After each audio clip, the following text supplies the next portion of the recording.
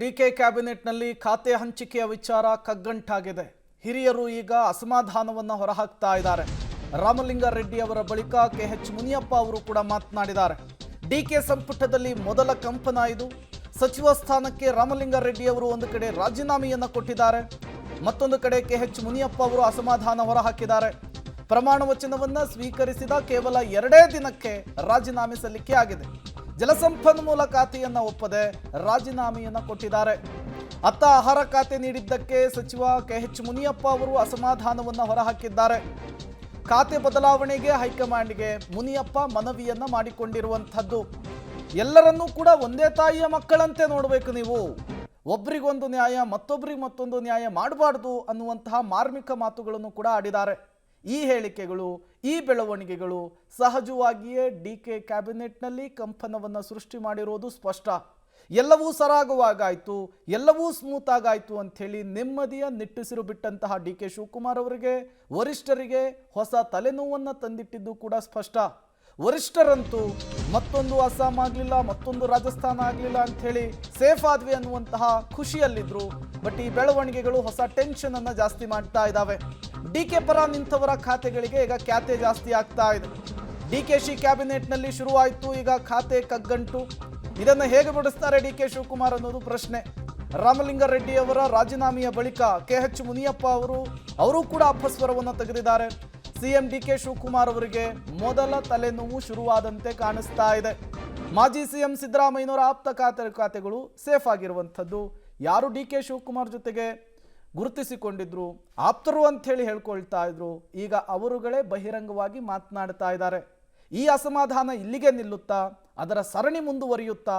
ಅದು ಈಗಿರುವಂತಹ ಪ್ರಶ್ನೆ. ಈ ಪ್ರಾರಂಭಿಕ ಹಂತದಲ್ಲಿಯೇ ಇದನ್ನು ಚಿವುಟಿ ಹಾಕುವಂತಹ ಕೆಲಸವನ್ನು ವರಿಷ್ಠರು ಡಿಕೆ ಶಿವಕುಮಾರ್ ಅವರು ಹೇಗೆ ಮಾಡ್ತಾರೆ ಅನ್ನೋದು ಕೂಡ ಕುತೂಹಲವಾಗಿಯೇ ಕಾಡ್ತಾ ಇದೆ. ಖಾತೆ ಬದಲಾವಣೆಯ ಪಟ್ಟು ಸಚಿವ ಕೆಎಚ್ ಮುನಿಯಪ್ಪ ಅವರು ಹಿಡಿದಿದ್ದಾರೆ. ಸಮಾಜ ಕಲ್ಯಾಣ ಅಥವಾ ಕೃಷಿ ಖಾತೆಯನ್ನು ಕೊಡಿ ಅಂಥೇಳಿ ವರಿಷ್ಠರಿಗೂ ಕೂಡ ಮನವಿಯನ್ನು ಮಾಡಿಕೊಂಡಿದ್ದಾರೆ. ನಾನು ಪಕ್ಷದ ಹಿರಿಯ ನಾಯಕನಿದ್ದೇನೆ, ನನಗೆ ಮತ್ತೊಮ್ಮೆ ಆಹಾರ ಇಲಾಖೆಯನ್ನೇ ಕೊಟ್ಟಿರೋದು ಸರಿಯಲ್ಲ. ಎಲ್ಲರನ್ನೂ ಕೂಡ ಒಂದೇ ರೀತಿಯಲ್ಲಿ ನೋಡ್ಬೇಕು ನೀವು, ಒಂದೇ ತಾಯಿಯ ಮಕ್ಕಳಂತೆ ನೋಡ್ಬೇಕು ನೀವು, ಒಬ್ಬೊಬ್ಬರಿಗೆ ಒಂದೊಂದು ರೀತಿ ಮಾಡೋದು ಸರಿಯಲ್ಲ ಅಂಥೇಳಿ ನೇರವಾಗಿಯೇ ಬಹಿರಂಗವಾಗಿಯೇ ಕೆಎಚ್ ಮುನಿಯಪ್ಪ ಅವರು ಮಾತನಾಡಿದ್ದಾರೆ. ನನ್ನ ಖಾತೆಯನ್ನು ಬದಲಿಸಿಕೊಡಿ ಅಂಥೇಳಿ ವರಿಷ್ಠರ ಗಮನಕ್ಕೂ ಕೂಡ ನಾನು ತಂದಿದ್ದೇನೆ ಅನ್ನುವಂತಹ ಹೇಳಿಕೆಯನ್ನು ಕೊಟ್ಟಿದ್ದಾರೆ. ಖಾತೆ ಸರಿಯಾಗಿಲ್ಲ, ಸೀನಿಯಾರಿಟಿ ಮೇಂಟೈನ್ ಆಗಿಲ್ಲ. ರಾಮಲಿಂಗಾರೆಡ್ಡಿ 8 ಸಾರಿ, ನಾನು 8 ಸಾರಿ ಗೆದ್ದಿದ್ದೆ. ಈ ರೀತಿ 8, 7, 5, 6 ಎಲ್ಲ ಗೆದ್ದಿದೆ. ಅದನ್ನ ಸಮತೋಲನವಾಗಿ ನೋಡಬೇಕಾಗಿತ್ತು. ನಾನು ಅಖಿಲ ಭಾರತ ಕಾಂಗ್ರೆಸ್ ಅಧ್ಯಕ್ಷರಿಗೆ ಮನವಿ ಮಾಡ್ತಿದ್ದೀನಿ, ತಾಯಿ ಸ್ಥಾನದಲ್ಲಿದ್ದೀನಿ, ಎಲ್ಲ ಮಕ್ಕಳನ್ನು ಒಂದೇ ಥರ ನೋಡಬೇಕು ಮತ್ತು ಸೀನಿಯಾರಿಟಿ ಮೇಂಟೈನ್ ಆಗಬೇಕು. ಇವು ಮಾಡೋದ್ರಿಂದ ಮುಂದೆ 2028ಕ್ಕೆ ಕಾಂಗ್ರೆಸ್ ಬರೋಕ್ಕೆ ದಾರಿ ಆಗ್ತದೆ ಅಂತೇಳಿ ಅವ್ರಿಗೆ ಮನವಿ ಮಾಡ್ತೀನಿ. ಮತ್ತು ಏನು ಇವತ್ತು ಖಾತೆ ಕೊಟ್ಟಿದ್ದಾರೆ ಅದನ್ನು ಬದಲಾವಣೆ ಮಾಡಿ ಜನಸೇವೆ ಮಾಡುವಂಥದ್ದನ್ನು, ಅನುಕೂಲ ಆಗುವಂಥದ್ದನ್ನ ಕೊಡಬೇಕು ಅಂತ ನಾನು ಮನವಿ ಮಾಡ್ತೀನಿ. ರಾಹುಲ್ ಗಾಂಧಿ ಅವ್ರಿಗೆ ಹೇಳ್ತೀನಿ, ಸೋನಿಯಾ ಗಾಂಧಿ ಅವ್ರಿಗೆ. ಈಗಾಗಲೇ ರಾಹುಲ್ ಗಾಂಧಿ ಅವರಿಗೆ ಮೊನ್ನೆ ಬಂದಿದ್ದಾಗ ನಾನು ಮನವಿ ಮಾಡಿದ್ದೀನಿ, ಸಮಾಜ ಕಲ್ಯಾಣ ಸೇವೆ ಮಾಡು, ಬಡಬಗ್ಗರು, ವ್ಯವಸಾಯ ಸೇವೆ ಮಾಡಬೇಕು, ಇರಿಗೇಷನ್ ರೈತರಿಗೆ ಸೇವೆ ಮಾಡಬೇಕು, ಇಂಥವು ಆಗಬೇಕು. ಅದರಿಂದ ಇಂಥವು ನಾನು ಈಗಾಗಲೇ 3 ವರ್ಷ ಅದನ್ನು ನಿಭಾಯಿಸಿದ್ದೆ.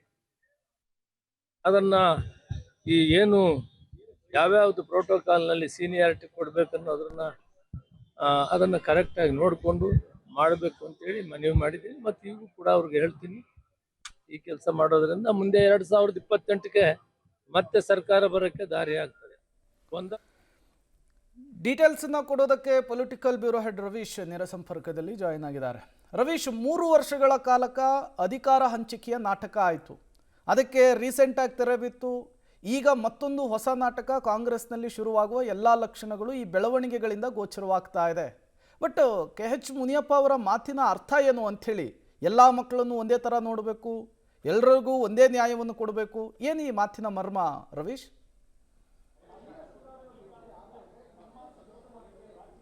ಪ್ರೇಮ್, ಖಂಡಿತವಾಗಿಯೂ ಕೂಡ. ಯಾಕೆಂದರೆ KH ಮುನಿಯಪ್ಪ ಈಗ ಬಂದಿರತಕ್ಕಂಥ MLA ಏನಲ್ಲ, ಸಾಕಷ್ಟು ಅಧಿಕಾರವನ್ನು ಎಲ್ಲ ಸ್ತರಗಳಲ್ಲೂ ಕೂಡ ಅನುಭವಿಸಿ ಬಂದಿರತಕ್ಕಂಥ ಒಬ್ಬ ನಾಯಕ.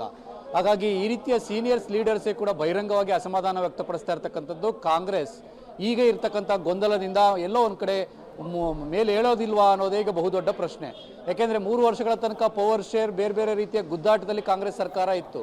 ಈಗ ನೋಡಿದ್ರೆ ಖಾತೆ ಹಂಚಿಕೆ 2028 ಎಲೆಕ್ಷನ್ಗೆ ಇದು ಇಂಪ್ಯಾಕ್ಟ್ ಆಗುತ್ತೆ, ಒಬ್ರಿಗೊಂದು ರೀತಿ ತಾರತಮ್ಯ ಮಾಡ್ತಾರೆ ಅಂತಲೂ ಕೂಡ KH ಮುನಿಯಪ್ಪ ಬಹಿರಂಗವಾಗಿ ಹೇಳಿದ್ದಾರೆ. ಹಾಗಾಗಿ ಇದೆಲ್ಲವನ್ನು ಕೂಡ ನೋಡ್ತಾ ಇದ್ರೆ ಎಲ್ಲೋ ಒಂದು ಕಡೆ ಹಿರಿಯರ ಅಸಮಾಧಾನಕ್ಕೆ ಕಾರಣ ಯಾರು ಅಂದರೆ DK ಶಿವಕುಮಾರ್ ಅವರು ನನ್ನ ಸಂಪುಟ ಈಗಿರಬೇಕು, ನನ್ನ ಸಂಪುಟದ ಸಹೋದ್ಯೋಗಿಗಳಿಗೆ ಖಾತೆ ಈಗಿರಬೇಕು ಅಂತೇನಾದರೂ ಖಾತೆ ಹಂಚಿಕೆ ಮಾಡಿದಾರೋ, ಅಥವಾ ಇಲ್ಲ ಕಾಂಗ್ರೆಸ್ನ ಹೈಕಮಾಂಡ್ ನಾವು ಹೇಳ್ದಂಗೆ ಕೇಳಬೇಕು, ನಾವು ಹೇಳ್ದವ್ರಿಗೆ ಖಾತೆಯನ್ನು ಕೊಡಬೇಕು ಅಂತ ತೀರ್ಮಾನ ಮಾಡಿದಾರೋ ಅನ್ನೋ ಬಗ್ಗೆ ಕೂಡ ಸ್ಪಷ್ಟತೆ ಇಲ್ಲ.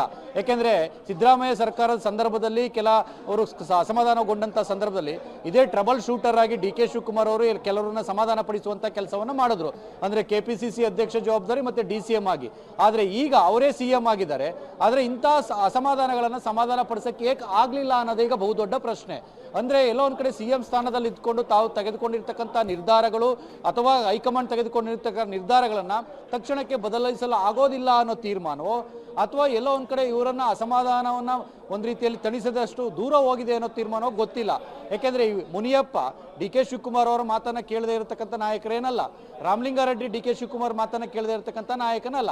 ಹಾಗಾಗಿ ಇವರಿಬ್ಬರೇ ಸೀನಿಯರ್ಸ್ ಲೀಡರ್ ಬಹಿರಂಗವಾಗಿ ಈಗ ತಮ್ಮ ಆಕ್ರೋಶವನ್ನು ಹೊರಹಾಕಿರ್ತಕ್ಕಂಥದ್ದು ಎಲ್ಲೋ ಒಂದು ಕಡೆ 2 ದಿನಕ್ಕೆ, ಅಂದರೆ ಮೊನ್ನೆ ಪ್ರಮಾಣ ವಚನ ಆಗಿರ್ತಕ್ಕಂಥದ್ದು 2 ದಿನಕ್ಕೆ ಈ ರೀತಿಯ ಸೀನ್ ಕ್ರಿಯೇಟ್ ಆಗಿರ್ತಕ್ಕಂಥದ್ದು ನಿಜಕ್ಕೂ ಕೂಡ ಕಾಂಗ್ರೆಸ್ಗೆ ಇದು ಒಳ್ಳೆಯ ಬೆಳವಣಿಗೆ ಅಲ್ಲ. ಇದನ್ನ ಕಾಂಗ್ರೆಸ್ನ ಹೈಕಮಾಂಡ್ ಜೊತೆಗೆ DK ಶಿವಕುಮಾರ್ ಅವರು ಯಾವ ರೀತಿ ಬಗೆಹರಿಸ್ತಾರೆ ಕಾದ್ ನೋಡಬೇಕಾಗುತ್ತೆ. ಯಾಕೆಂದ್ರೆ ಇವತ್ತು ಮುನಿಯಪ್ಪ ಮತ್ತು ರಾಮಲಿಂಗಾರೆಡ್ಡಿ ಅವರು ಈ ರೀತಿ ಖಾತೆಗೆ ಖ್ಯಾತಿ ತೆಗೆದಿರತಕ್ಕಂಥದ್ದು ಮುಂದಿನ ದಿನಗಳಲ್ಲಿ ಅದು ಮತ್ತಷ್ಟು ಜಟಿಲ ಆದರೆ ಖಂಡಿತವಾಗಿ ಕೂಡ ಸ್ಮೂತ್ ಆಗಿ ಒಂದು ರೀತಿಯಲ್ಲಿ ಕ್ಯಾಬಿನೆಟ್ ಹೋಗೋದಕ್ಕೆ ಚಾನ್ಸೇ ಇರೋದಿಲ್ಲ. ಹಾಗಾಗಿ ಇದಕ್ಕೆ ಯಾರು ಎಷ್ಟರ ಮಟ್ಟಿಗೆ ಕಡಿವಾಣ ಆಗ್ತಾರೆ ಕಾದ್ ನೋಡಬೇಕು. ಪ್ರೇಮ್, ಓಕೆ ರವೀಶ್, ಹಾಗೆ ಸಂಪರ್ಕದಲ್ಲಿರಿ, ಮತ್ತಷ್ಟು ಡೀಟೇಲ್ಸನ್ನು ನಿಮ್ಮಿಂದ ಪಡೆದುಕೊಳ್ತಾ ಹೋಗ್ತೀವಿ. ಒಟ್ಟಾರೆಯಾಗಿ ಮತ್ತಷ್ಟು ಗೊಂದಲ, ಮತ್ತಷ್ಟು ಗೋಜಲು ರಾಜ್ಯ ಕಾಂಗ್ರೆಸ್ನಲ್ಲಿ ನಿರ್ಮಾಣವಾಗ್ತಾ ಇದೆ. ಅಧಿಕಾರ ಹಂಚಿಕೆಯ ನಂತರ ಎಲ್ಲ ಗೊಂದಲವೂ ಕೂಡ ಬಗೆಹರಿತು ಅಂದುಕೊಳ್ಳಲಾಗಿತ್ತು, ಬಟ್ ಅದು ಸರಿಯಾದಂತೆ ಕಾಣಿಸ್ತಾ ಇಲ್ಲ.